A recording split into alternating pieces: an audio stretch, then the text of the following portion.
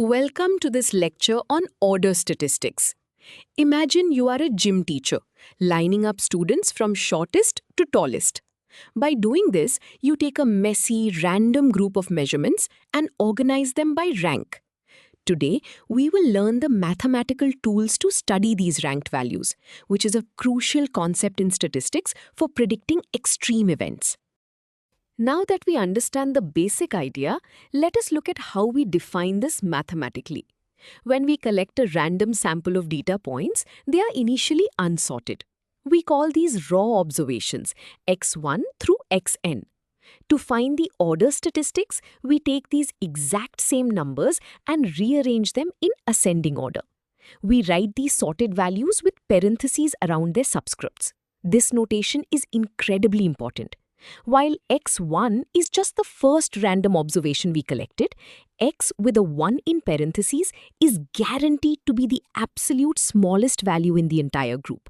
The value with a k in parentheses is simply the kth smallest value. Building on this notation, let us focus on the two most famous order statistics, the extremes. The very first order statistic is the minimum value of the entire sample, and the nth order statistic is the maximum value. These extreme values are incredibly useful because they tell us the boundaries of our data, like the worst case scenario or the highest possible record. As our sample size grows larger and approaches infinity, we study the behavior of these extremes using asymptotic distributions. This helps us predict rare, extreme events like 100-year floods or stock market crashes. Since these extreme values are so important, let us look at the formula for the probability distribution of the maximum value. This formula gives us the probability density function, which shows the actual shape of the distribution curve for the maximum. Conceptually, for the maximum to be near a certain value, one observation must land there, and all other n-1 observations must be smaller. In this equation, lowercase f of x is the density function of the original population, and capital F of x is its cumulative probability. If you increase the sample size n, the probability curve shifts because it becomes much harder for a large group of numbers to all be smaller than a low value.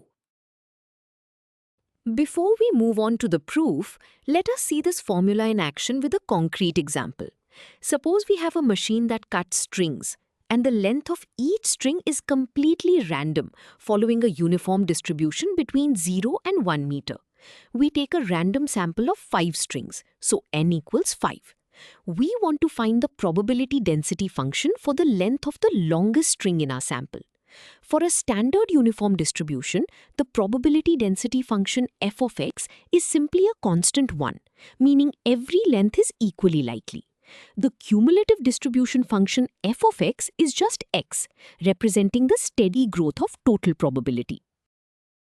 Continuing with our example, we now plug our specific functions into the general formula for the maximum order statistic.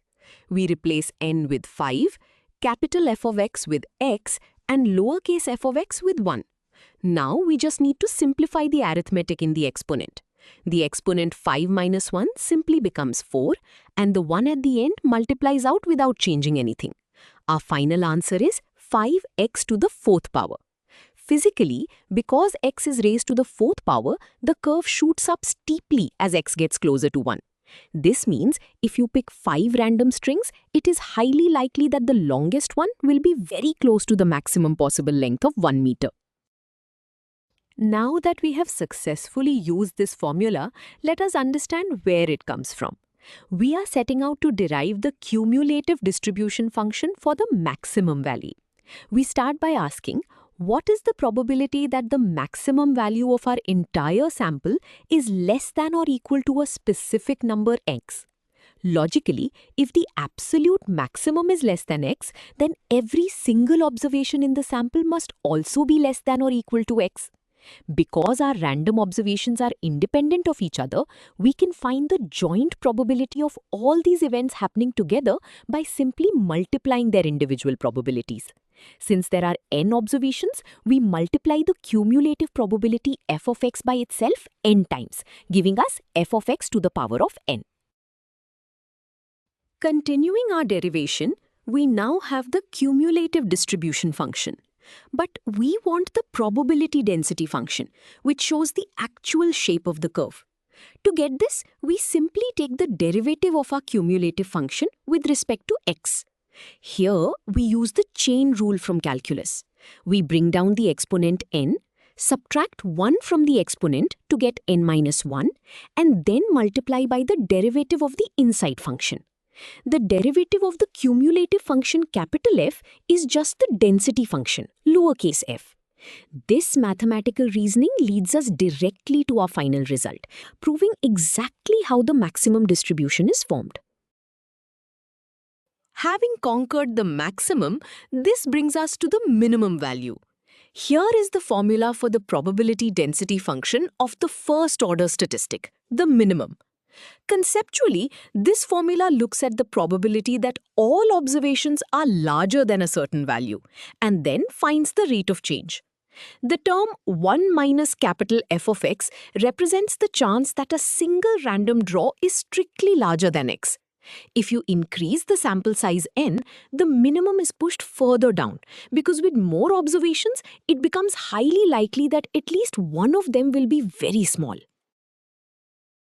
Before we derive that formula, let us apply it to a real-world scenario.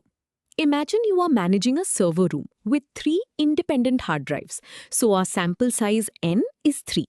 The lifespan of each hard drive follows an exponential distribution with a failure rate parameter lambda. The system will crash as soon as the first hard drive fails, which means we are looking for the minimum lifespan of the 3 drives. For an exponential distribution, the density function is lambda times e to the negative lambda x, and the cumulative distribution function is 1 minus e to the negative lambda x. We will use these to find the exact distribution of the first failure time. Continuing with our server room example, we plug our specific exponential functions into the general formula for the minimum order statistic. We substitute n equals 3 and carefully insert our functions for capital F and lowercase f. Inside the square brackets, we have a 1 minus a group that starts with a 1. These ones will cancel each other out perfectly, leaving just e to the negative lambda x. This cancellation makes the exponential math much easier to handle. We are essentially asking the math to find the weakest link among the 3 drives. Now for the final steps of our calculation. We square the term inside the brackets. When you raise an exponential to a power, you multiply the exponents together. So it becomes e to the negative 2 lambda x. Finally, we combine the exponential terms by adding their exponents, giving us negative 3 lambda x. Our final answer is 3 lambda e to the negative 3 lambda x. Physically, this is a fascinating result. It shows that the minimum of 3 exponential variables is itself an exponential distribution, but with a failure rate of 3 lambda. This means a system waiting for the first of 3 components to fail will fail 3 times as fast as a single component. Now that we have seen the minimum formula in action, let us prove why it works. Finding the distribution for the minimum requires a slightly different trick than the maximum. Instead of asking for the probability that the minimum is less than x, it is much easier to find the probability that the minimum is strictly greater than x. Logically, if the absolute smallest value in a group is greater than x, that guarantees that every single other value in the group must also be greater than x. For a single observation, this probability is 1 minus its cumulative distribution f of x. Since we have n independent observations, we multiply this probability by itself n times. Continuing our proof, we now have the probability that the minimum is greater than x. But we want the standard cumulative distribution function, which is the probability that it is less than or equal to x. We get this by subtracting our result from the total probability of 1. Finally, to find the probability density function, we take the derivative with respect to x. The derivative of the constant 1 is 0. When we apply the chain rule to the second term, the negative sign from the exponent cancels out with the negative sign from the derivative of negative f of x. This leaves us with our clean, positive final formula. This mathematical derivation leads us to a beautiful visual summary. Look at the diagram on your screen.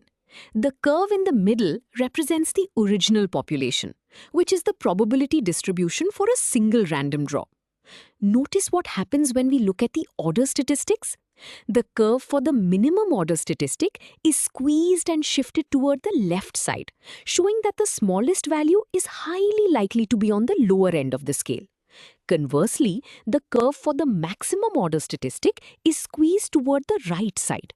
This perfectly illustrates how order statistics isolate the extreme limits of our data. Now that we can visualize these extremes, why do they matter in the real world? Order statistics are absolutely essential in fields where extreme values matter far more than the average. In civil engineering, you do not build a dam to hold back the average amount of water. You build it to withstand the maximum flood level, which is the largest order statistic. In manufacturing, the strength of a metal chain is determined entirely by its weakest link, which is the minimum order statistic. Without this branch of mathematics, we would have no way to accurately predict or prepare for the extreme boundaries of real-world phenomena. To wrap up our lecture, let us review the key takeaways. First, order statistics transform a chaotic, random sample into a neatly organized sequence from smallest to largest. Second, by studying the distributions of these ranked values, especially the minimum and maximum, we can understand the extreme limits of our data. Third, we learned how to derive their exact probability distributions using the cumulative probability of the original population. You have now mastered the mathematical tools to model these specific ranked positions. Remember, sometimes the most important information lies at the very edges of our data. Great job today!